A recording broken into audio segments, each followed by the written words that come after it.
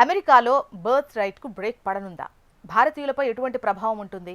అమెరికాలో దశాబ్దాలుగా కొనసాగుతున్న జన్మ హక్కు పౌరసత్వంపై ట్రంప్ సర్కార్ ఇచ్చిన షాక్ ప్రవాస భారతీయులను ఆందోళనకు గురిచేస్తుందా? పిల్లల ఫ్యూచర్ కోసం అగ్రరాజ్యంలో తిప్పలు పడుతున్న ఎన్ఆర్ఐలు భయంతో వణుకుతున్నారా? అమెరికా ప్రభుత్వం ఏప్రిల్ 2న సుప్రీంకోర్టులో జరిగిన విచారణలో కీలక వాదనలు వినిపించింది. అమెరికాలో తాత్కాలిక వీసాలపై ఉన్నవారికి పుట్టే పిల్లలకు పౌరసత్వం ఇచ్చే నిబంధనను రద్దు చేయాలని ప్రభుత్వం గట్టిగా వాదించింది. దీంతో అమెరికాలో వారి పిల్లలకు పౌరసత్వం కోసం కలలు కంటున్న ఇండో అమెరికన్స్ ఆశలు ఆవిరికానున్నాయి.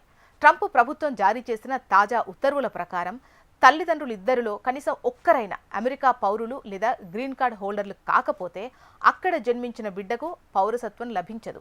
దీనిపై దాఖలైన పిటిషన్స్ను విచారిస్తున్న సుప్రీంకోర్టులో సొలిసిటర్ జనరల్ జాన్ సౌర్ ప్రభుత్వ వాదన వినిపించారు.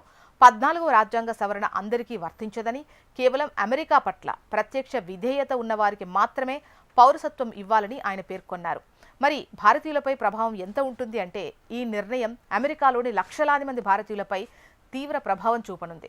అమెరికాలో H-1B వీసాపై ఉన్నవారిలో అత్యధిక శాతం మన భారతీయులే. వీరు గ్రీన్ కార్డ్ కోసం దశాబ్దాల తరబడి వెయిట్ చేస్తున్నారు.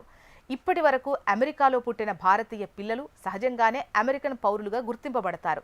కొత్త నిబంధన అమల్లోకి వస్తే వారు కూడా తమ తల్లిదండ్రుల వలె తాత్కాలిక నివాసితులుగానే మిగిలిపోతారు. విద్య, ఉపాధి, సామాజిక భద్రతా పథకాల విషయంలో ఈ పిల్లలు తీవ్ర వివక్షను ఎదుర్కోవాల్సి వస్తుంది. ప్రభుత్వ వాదనను వ్యతిరేకిస్తున్న న్యాయవాదులు 1898 నాటి యునైటెడ్ స్టేట్స్ వర్సెస్ వాంగ్ కింగ్ ఆర్క్ తీర్పును గుర్తు చేస్తున్నారు.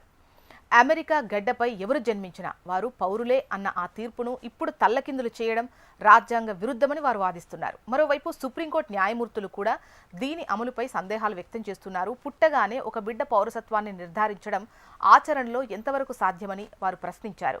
ట్రంప్ ప్రభుత్వం తన వాదనలో భాగంగా ఈ నిబంధన కేవలం భవిష్యత్తులో పుట్టబోయే పిల్లలకు మాత్రమే వర్తిస్తుందని స్పష్టం చేసినప్పటికీ ఇండియన్ ఫ్యామిలీస్లో నెలకొన్న భయం మాత్రం తగ్గడం లేదు. ఒకవేళ సుప్రీంకోర్టు గనుక ప్రభుత్వానికి అనుకూలంగా తీర్పిస్తే అది అమెరికా వలస విధానంలోనే అతిపెద్ద మలుపవుతుంది.